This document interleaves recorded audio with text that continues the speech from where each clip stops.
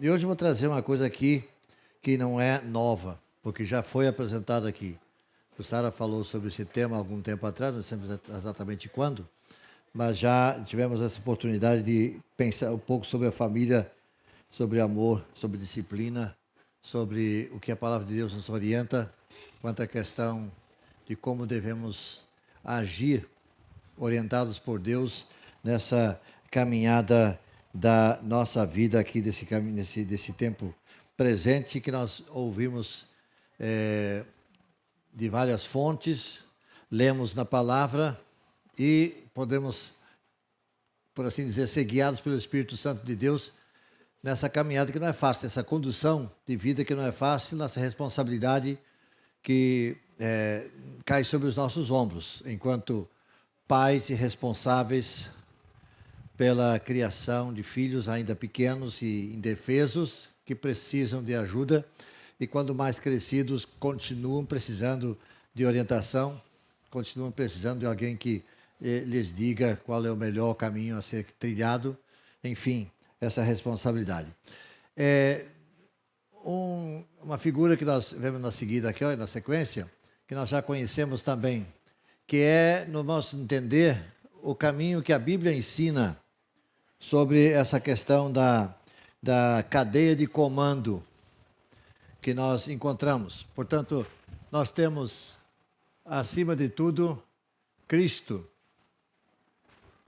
Deus, Espírito Santo, Trindade Divina, que está sobre todos e sobre toda a orientação dele que nós recebemos. Aí vem marido, esposa e filhos, nessa sequência. Eu diria que nesse intermediário aqui, nós temos talvez um pouquinho de dificuldade nos dias de hoje, porque talvez o pensamento aqui fosse quando somente o marido era o provedor da casa, exclusivamente, e a esposa totalmente dedicada ao trabalho no lar. Nós sabemos que isso, de certa forma, não existe mais, pelo menos não existe em grande parte esse formato, porque também a esposa sai de casa e vai para o seu trabalho e desenvolve o seu trabalho fora de casa. Então, mudou um pouquinho mais. Então, tem que haver muita combinação, essa dupla aqui, para que essa coisa funcione como deveria funcionar e deve funcionar. Mas os princípios continuam sendo aqui. Marido como que protege a família, lidera a família, provê a família. E a esposa conforta, ensina, nutre nesse patamar, por exemplo, nessa ideia. E abaixo disso, os filhos, que amam os pais e obedecem os pais. É isso mesmo? Amam os pais e obedecem os pais, que estão sob esse canto. Então, a cadeia de comando precisa ser vista nesse sentido. Entendemos que isso é ensino bíblico para a nossa compreensão, para a nossa orientação. Muita coisa tem sido invertida aí nos últimos tempos. Não tem funcionado dessa maneira. E nem sempre as coisas, quando não funcionam dessa maneira, dão certo. Aliás, a grande maioria das vezes não dão certo, quando essa ordem é invertida. Então, portanto, é importante que se faça obedecer, ou faça-se sentir que essa ordem, ela não está aí por acaso. Então, ela precisa ser vista, né? Agora, o que é ser criança? Como é que nós vemos aqui? Criança é criança, né? Como o próprio nome já disse. Aí a criança, pode seguir, por favor.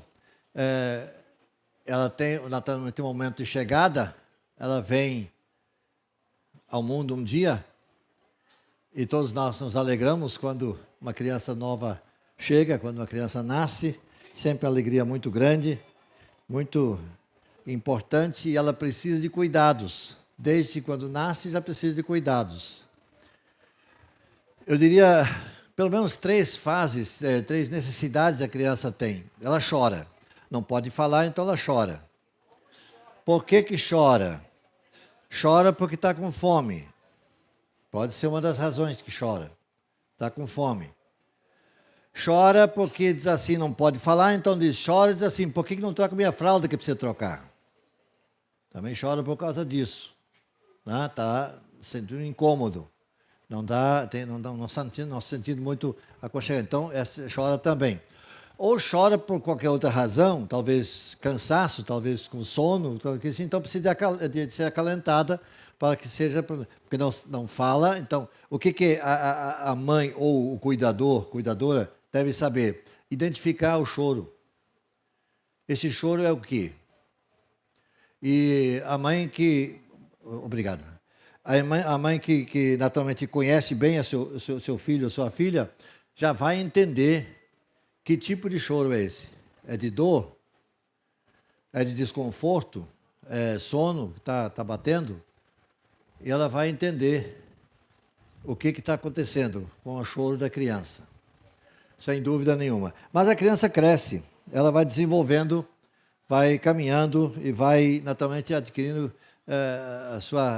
começando a ter a sua independência.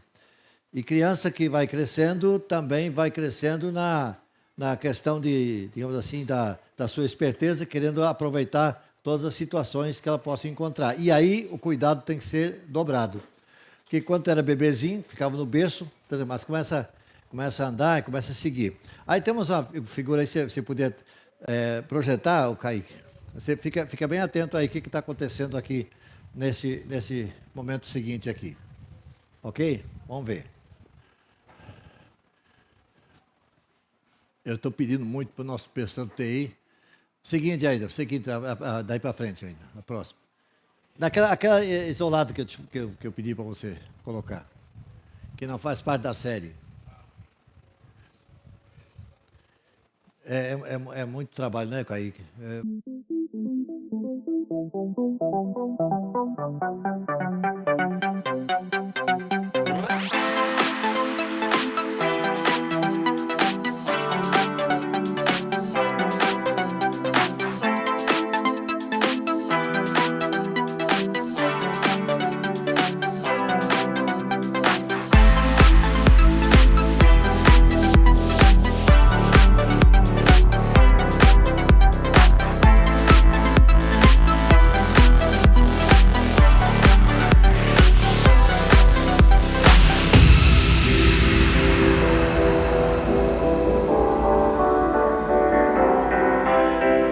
Está de olho aberto ou não tem que estar?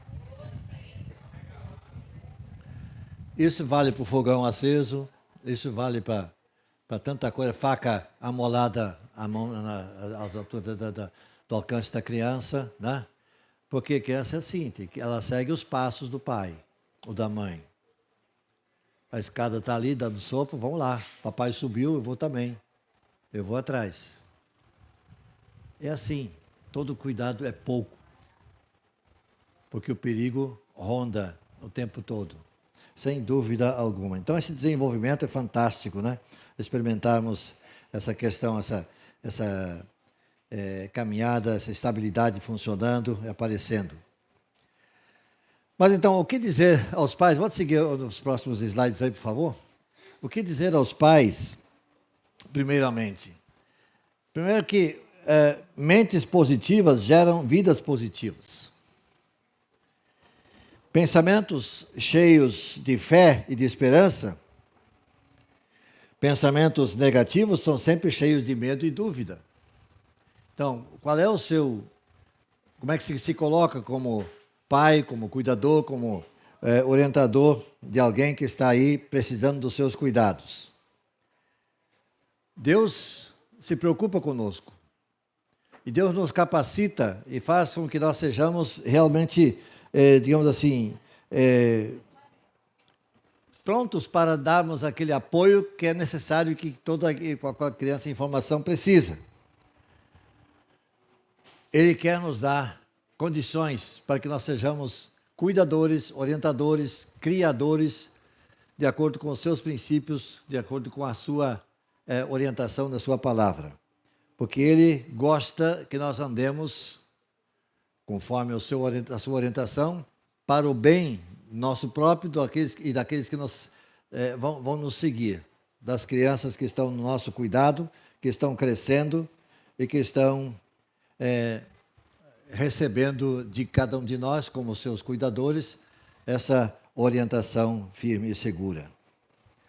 Agora, como é que nós aprendemos? Muitas vezes aprendemos com sérias dificuldades que enfrentamos. Nós não nascemos sabendo, nós vamos aprender, sem dúvida alguma. E pais de primeira viagem sabem muito bem disso. Como é que é criar um filho quando esse primeiro filho chega? Não imaginava que fosse assim. É claro que existem casos e casos, né? Existem os casos, por exemplo, de alguém que teve a experiência de ter irmãos menores, então já teve, na sua formação, teve oportunidade de talvez cuidar de um bebê, cuidar de um recém-nascido e tudo bem, mas há casos em que isso não acontece. É mais ou menos filho único, aí não tem um irmão menor para ter esse cuidado na sua própria casa. Aí quando vai gerar seu próprio filho, enfrenta essa dificuldade. É pior do que aquele que teve algum tipo de experiência e sabe mais ou menos o que fazer. Tem uma sobrinha minha que recentemente teve a sua segunda filha. A primeira tem 5 anos. E ela queria muitos irmãos. A pequenininha de 5 anos queria muitos irmãos. Pelo menos 10 irmãos eu quero, 10 irmãos. Agora, quando nasceu a irmãzinha, depois de alguns meses, a mãe pergunta, e quantos irmãos você vai querer mais? Nenhum mais. Ela agora está com a experiência vivida, não, já basta essa um aí que é suficiente, né? Então, a gente tem... a vida nos mostra experiências de vida que servem para nossa edificação, nosso comunidade. As dificuldades que nós encontramos nos ensinam a confiar em Deus e a depender de Deus cada vez mais. Por gentileza, passa adiante aí o que nós temos pela frente.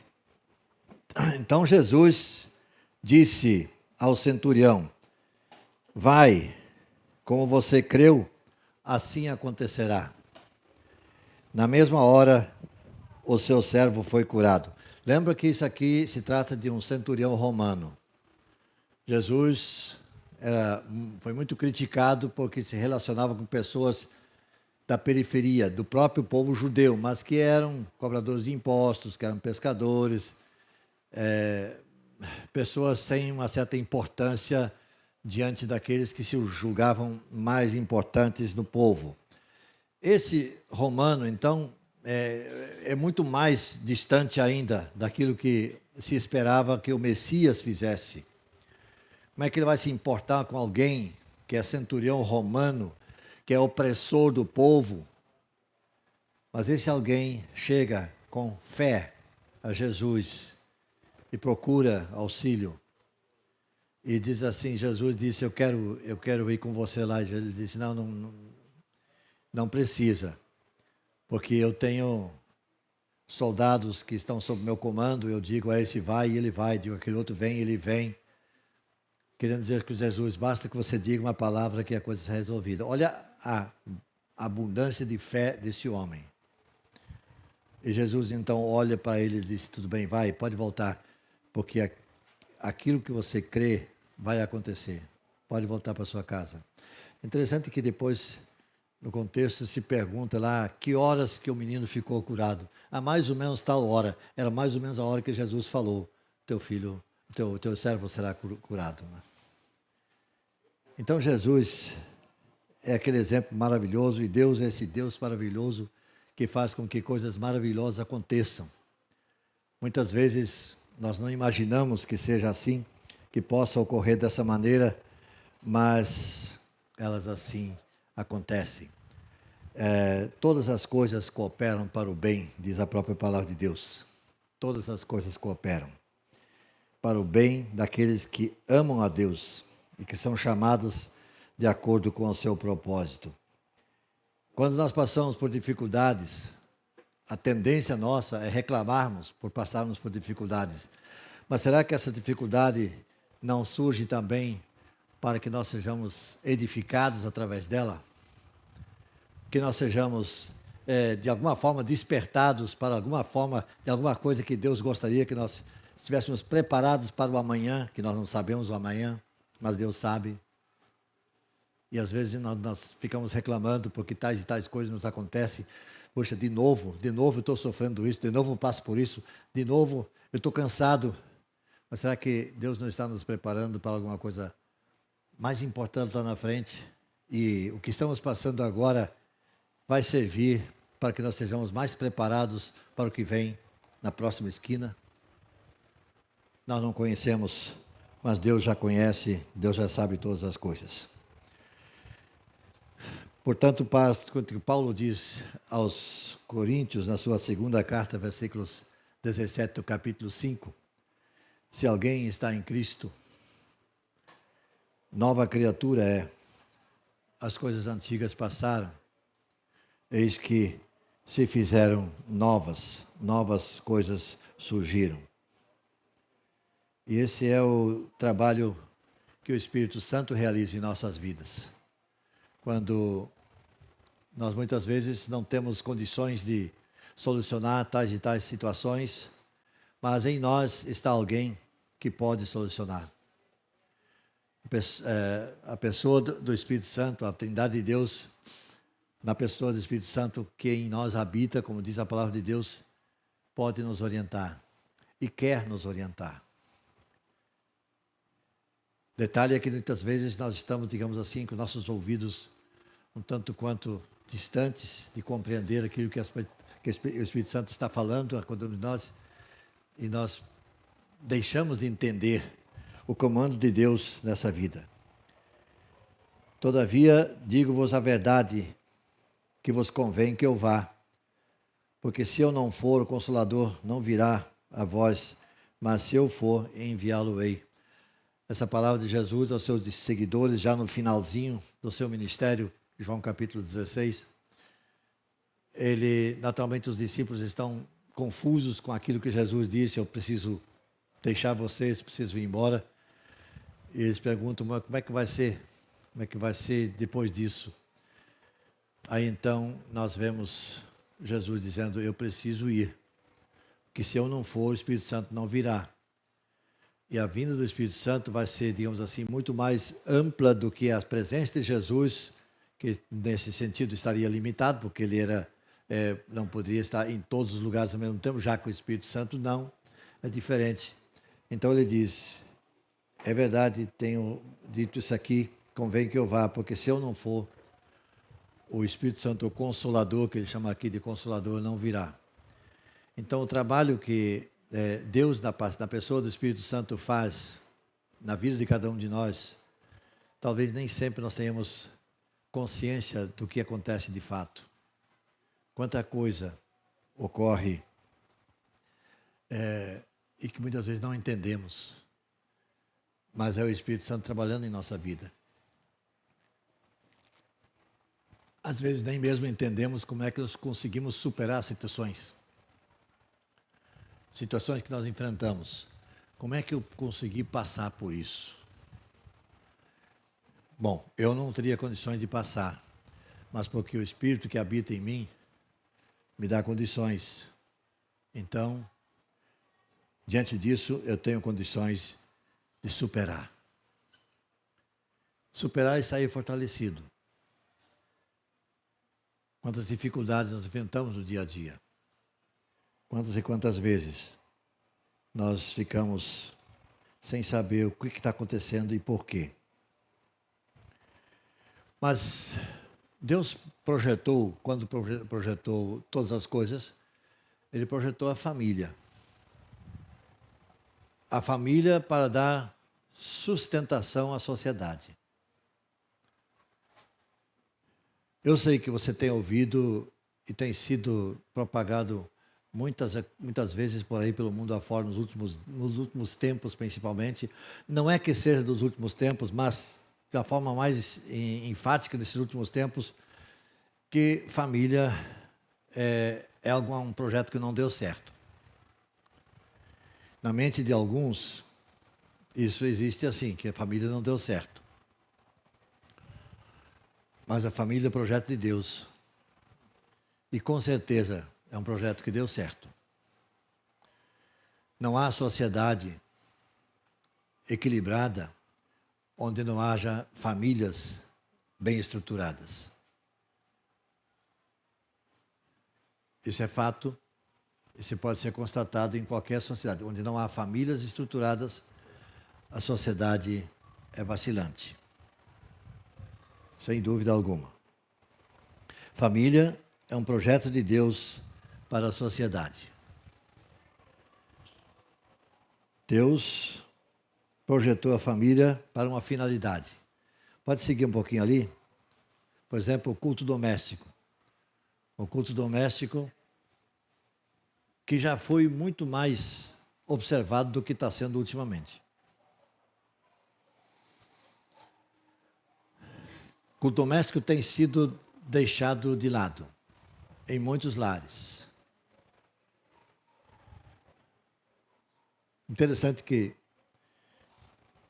um momento, eu não diria um culto doméstico, mas um momento devocional era diário na minha casa. Diariamente. No café da manhã. E não havia café da manhã sem a participação de todos. Tá certo, é uma situação diferente. Hoje, uns trabalham até tarde, então não levantam cedo, outros têm que sair cedo para o trabalho. Então, eu sei disso tudo, mas... Aí é interessante que o falecido pastor Osíris Marques, pai de Jussara, ele encontrou uma situação, eu diria um paliativo, mas encontrou uma situação para essa situação, para essa questão. Quando ele disse assim, nós vamos nos esforçar pelo menos uma vez por semana, nos encontrarmos todos. Pelo menos isso. Por causa dessa questão, o que estuda até mais tarde não vai levantar cedo. E o que tem que trabalhar cedo tem que levantar cedo para... Então, há o desencontro, né? Para reunir a família. Então, ele diz o seguinte, então, uma vez por semana nós vamos ter o nosso encontro para uma celebração em coisa de família. Então, tem que encontrar um jeito. Tem que encontrar uma forma. Eu sei que a coisa está difícil hoje, por causa dessas situações. Mas deixar de fazer de todas as maneiras é certamente alguma coisa que não vai trazer bons resultados. A questão seguinte é a questão dos filhos. Agora eu quero falar dos filhos um pouco mais crescidos. Falei ainda há pouco dos bebês, né? Eu quero falar de uma turma que já... Tipo essas que estão aqui na frente, aqui, né? Mais ou menos nessa faixa etária aí, né? A importância dos limites. Ô, dificuldade hoje em dia. Essa turma também chora. É mais raro, mas chora. Eu diria também que tem 3 motivos de choro. Né? Tem 3 motivos de choro muitas vezes. E que os pais podem identificar qual é a razão desse choro. Pode ser um choro de dor, se machucou, qualquer coisa, dor de fato. Né?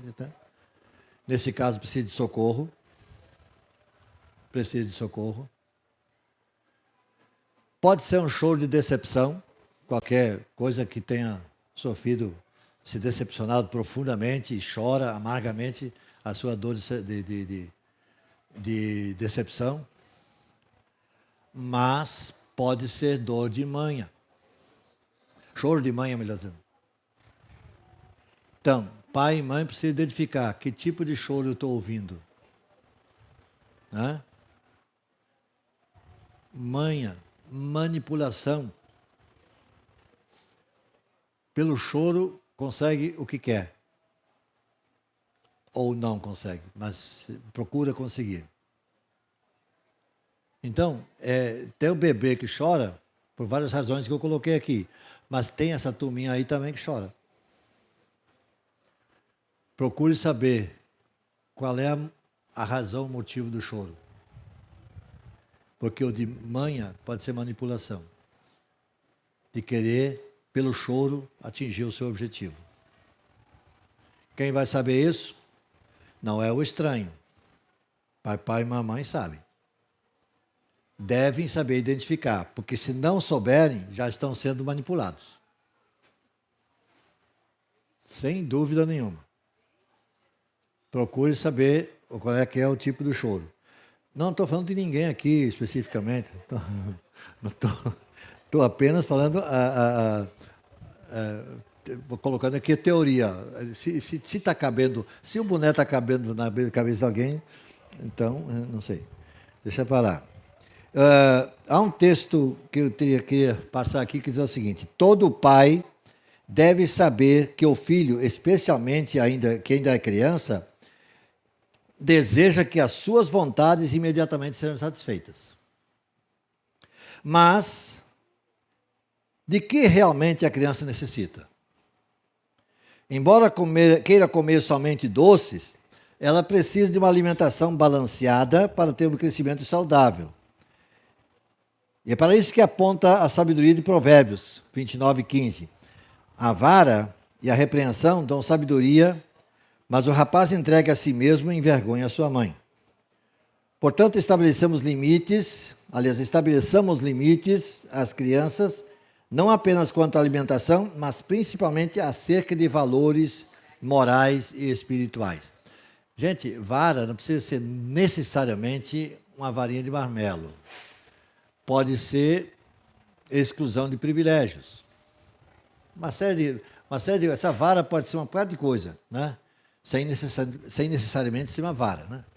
Se bem que Jussara lá em casa tinha uma varinha. Quer dizer, ela teve que arranjar muitas varinhas, porque ela sempre sumia, né? A varinha sempre desaparecia rapidamente, né? Mas dava um certo resultado, né?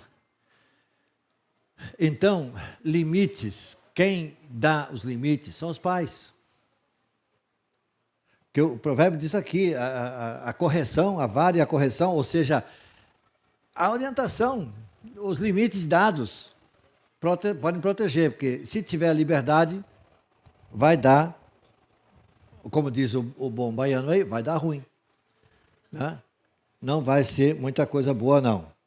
Então é preciso. Agora, tem um limite seguinte desse camarada aí que só grita, né? Não é esse boa orientação.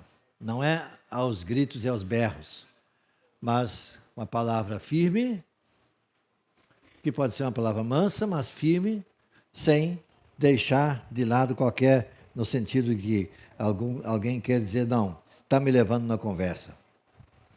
Outro texto que diz assim, que os educadores descrevem como referências negativas na educação da criança a figura do pai ausente ou da mãe superprotetora.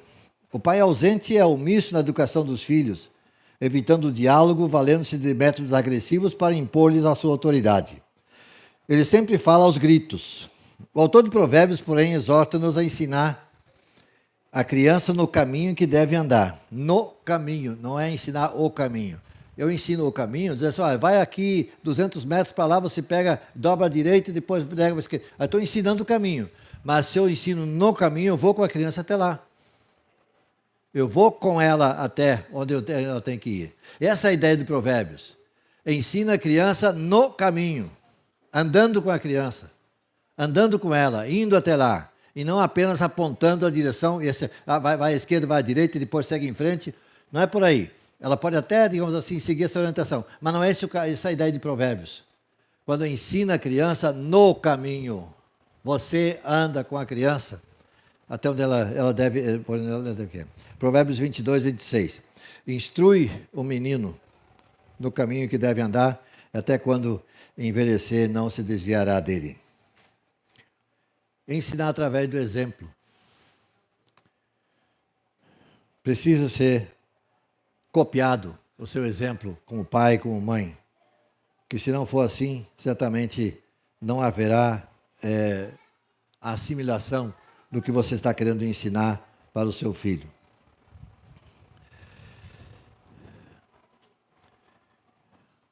A palavra de Deus é rica demais, em todos os aspectos falando, nos ensinos que nós encontramos nas suas páginas. Provérbios capítulo 7, versículos 6 e 7, diz, porque da janela da minha casa, por minhas grades, olhando, vi entre os simples e descobri entre os jovens um jovem falto de juízo. Quando nós passamos a observar o mundo ao nosso redor, e quando os nossos olhos, digamos assim, se voltam para aquilo que o outro tem e o que eu gostaria de ter, isso na vida do jovem pode ser um problema seríssimo. E talvez não tenha a compreensão de que só com o tempo que talvez consiga. Outros talvez nunca consigam, ou que talvez almejam ter. Mas não é essa questão que quando nós temos na nossa forma de ensinar, ou primeiro aprendemos que o mais importante não é ter, mas sim ser. Não adianta ter se eu não sou. Porque se eu não sou, o que eu vier a ter não vai ficar comigo. Vou perder. Então eu preciso primeiro ser para depois ter. Se não tiver, digamos assim, não for alguém que está, digamos assim, com os pés firmados no chão, em chão firme, não adianta ter, que daqui a pouco continua não tendo nada. Portanto, o ter é ótimo, beleza, mas não adianta querer ter se eu não sou. Porque o ter se torna frágil demais se eu não tenho, digamos assim, consistência, se eu não tenho formação, se eu não tenho firmeza naquilo que eu penso, naquilo que eu creio, naquilo que eu devo ter como principal da minha vida para ter, digamos assim, sucesso e garantia. Então não adianta olhar para o que o outro tem. Como ele diz aqui, da janela, eu vi um jovem que não tinha lá muita coisa. Ele chama de falto de juízo. Ou seja, você pode botar o mundo na mão dele que ele vai perder no dia seguinte. Porque ele não tem condições de suportar ter mais coisas do que ele já tem. Então, o ter é muito importante. Porém, se não tiver o ser, ou seja, se eu não tenho como digamos assim, viver, conviver ou administrar o que eu vou passar a ter, então, o que eu vier a ter não vai continuar comigo. Porque eu não vou ter condições de administrar, de suportar essa situação. Mas é através do exemplo que eu tenho que ensinar. Uma escada se sobe de degrau em degrau, gradativamente, paulatinamente, para alcançar o sucesso. E é preciso que eu tenha isso em mente, sem dúvida alguma. E ainda Provérbios, que vai nos falar no texto seguinte aí, que é a ética que coloca os valores no lugar que eles devem estar. Então a ideia aqui é colocar, educar a pessoa, tornando a base dos valores ensinados na Bíblia como importantes na sua caminhada, como base para a sua formação. A palavra de Deus é rica nisso aqui. Mas importante não são os sentimentos, mas o comportamento. Não é a sensibilidade, mas o compromisso com a atitude correta a se tomar. Qual é o certo a fazer? É exatamente isso que Salomão diz que ele herdou do seu pai, Davi. Ele diz em capítulo 4, 3 e 4 de Provérbios: porque eu era filho de meu pai, tenro e único em estima diante da minha mãe. E ele ensinava-me e dizia-me: retenha as minhas palavras no teu coração, guarda os meus mandamentos e vive. Essa foi a formação de Salomão. Ele guardou esse ensinamento, transmite isso depois. Portanto, educar pelo exemplo. Feliz aquele que pode dizer: meu filho, siga o meu exemplo. Faça como eu fiz. E se eu cometi equívocos e erros, converse sobre isso também com o seu filho. Ele diz, eu fiz assim dessa maneira, mas não estava certo, não deve ser assim. E ainda assim você pode servir ao outro com o seu exemplo. A educação tem que ser algo de forma integral. E temos aí então o desenvolvimento total. Segue aí, por favor. Desenvolvimento moral, desenvolvimento mental, desenvolvimento físico, o psicológico e o espiritual. É preciso que se cuide desse desenvolvimento nas diferentes áreas. Não é apenas o conhecimento de uma forma geral, mas tanto moralmente, mentalmente, fisicamente, psicologicamente e espiritualmente. As coisas andam juntas, andam de mãos dadas e assim nós podemos prosseguir.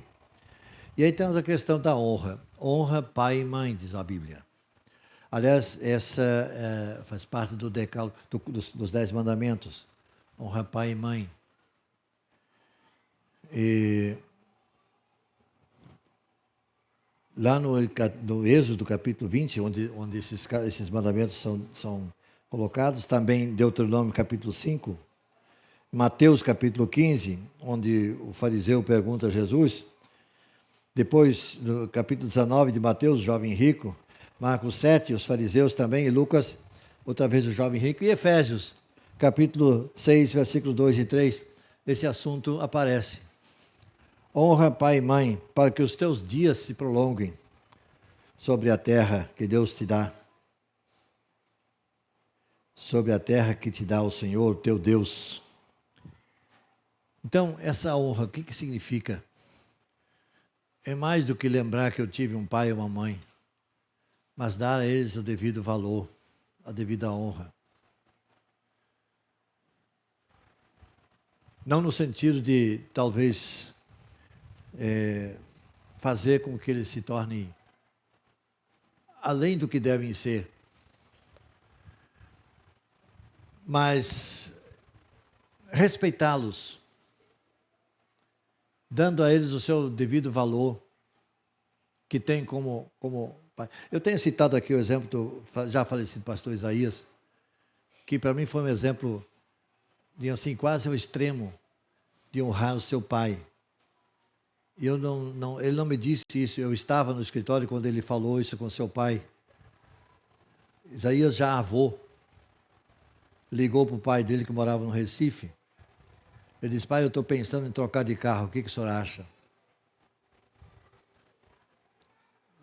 Tem a mínima possibilidade do pai de Isaías dizer que não devo trocar de carro. Mas eu achei isso assim, um exemplo muito, eu não diria extremo, mas um exemplo muito, muito forte de honrar o pai. De submeter uma situação dessa ao seu pai, perguntando o que o pai acha se devo trocar de carro ou não. Como disse Isaías Lins, pastor da Igreja dos Mares na época, advogado renomado, pai e avô, ele pergunta ao seu pai se ele devia trocar de carro. Para mim isso é honra. Eu peguei isso como exemplo extremamente importante de como se pode honrar pai e mãe. A esse ponto. Ao passo que nós temos tantas vezes exemplos aqui de rapazes ou moças que chegam aos 18 anos e dizem, eu não tenho mais dever dar satisfação a ninguém. Cheguei à maioridade. Agora, quem manda na minha vida sou eu. E ponto final. Pobres e infelizes, os que assim procedem. Não tenha dúvida disso. Eu volto a repetir. São pobres e infelizes os que assim procedem. Honra pai e mãe. Não é por acaso que a Bíblia fala em tantas oportunidades. Vós filhos, diz Efésios 6, versículo 1, vós filhos, sede obedientes a vossos pais no Senhor, porque isso é justo. Honra teu pai e tua mãe, que é o primeiro mandamento com promessa, para que te vá bem e vivas muito tempo sobre a terra. Paulo entendeu isso e passou essa orientação aos seus amados lá em Éfeso. Então, honra, de acordo com o dicionário, significa estimar, respeitar, acatar, venerar. Quando Deus nos ordena honrar pai e mãe, ele acrescenta um sentido adicional. Na língua hebraica, honrar significa coisa pesada ou peso. Pesado no sentido de importante, não no sentido de fardo, mas de importante. Honrar significa um peso, um respeito, um prestígio para mim. Eu tenho a grata satisfação de poder honrar pai e mãe. Não como obrigação, mas como algo extremamente abençoador. Isso se coloca, então, em grande mérito. Honrar pai e mãe significa, segue, portanto, obedecer.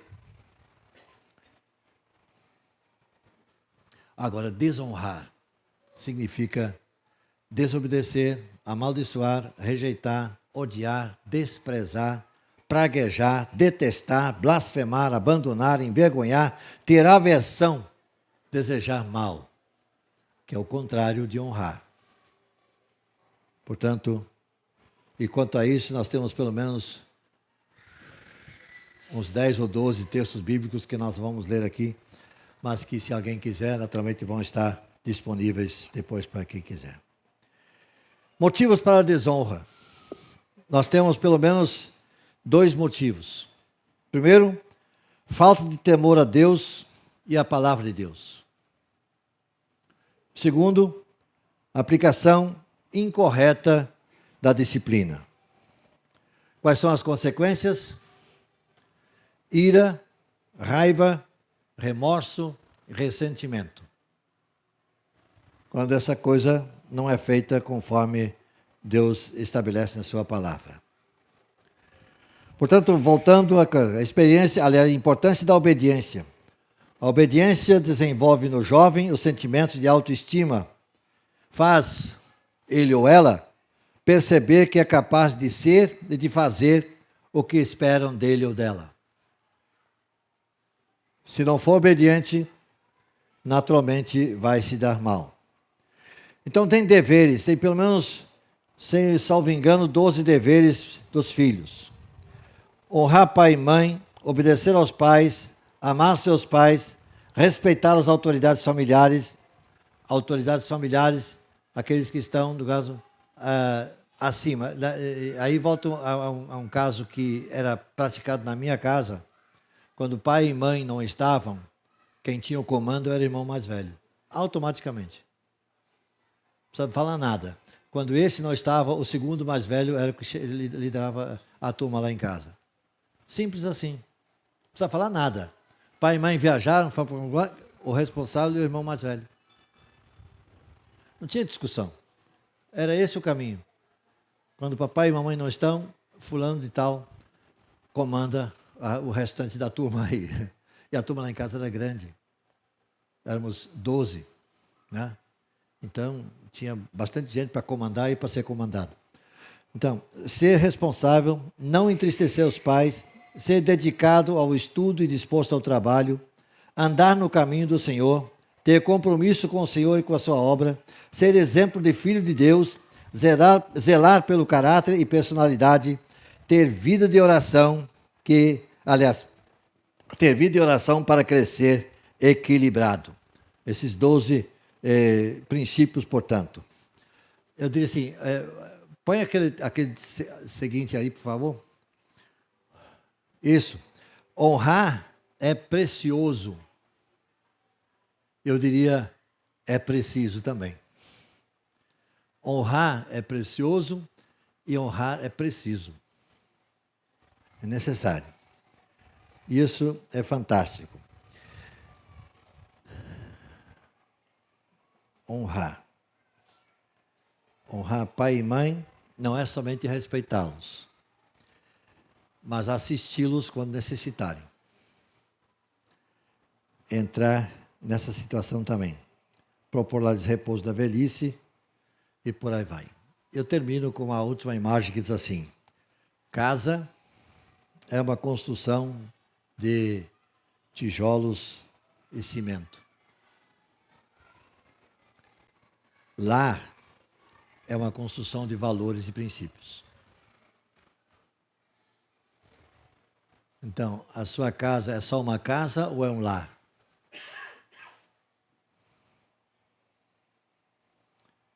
Então é isso. Espero que nós possamos aplicar algumas dessas coisas à nossa vida.